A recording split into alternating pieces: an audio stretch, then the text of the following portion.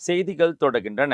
தவளக்குப்பம் ஆச்சாரிய பள்ளியில் நடைபெற்ற சம்மர் கேம்பில் கலந்து கொண்ட குழந்தைகளுக்கு பரிசுகள் வழங்கி பாராட்டப்பட்டது. கோடைகால விடுமுறையை முன்னிட்டு தவளக்குப்பம் ஆச்சாரிய பள்ளியில் கடந்த ஒரு மாத காலமாக அனைத்து பள்ளி குழந்தைகளுக்கும் மிக குறைந்த கட்டணமாக 99 ரூபாய் மற்றும் பெற்று சம்மர் கேம்ப் நடத்தி வந்தனர். இதில் சுமார் 130க்கும் மேற்பட்ட குழந்தைகள் பங்கேற்று பயன்பெற்றனர்.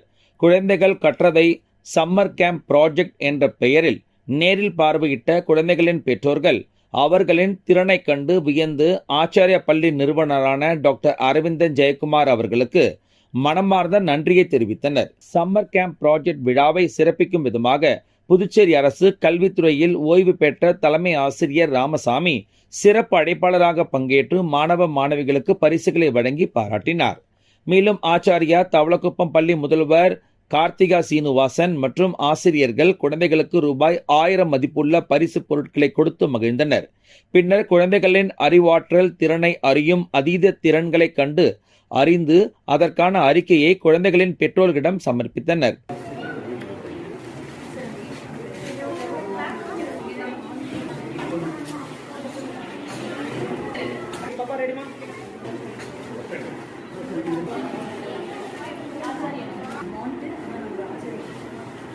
உப்பளம் இந்திரா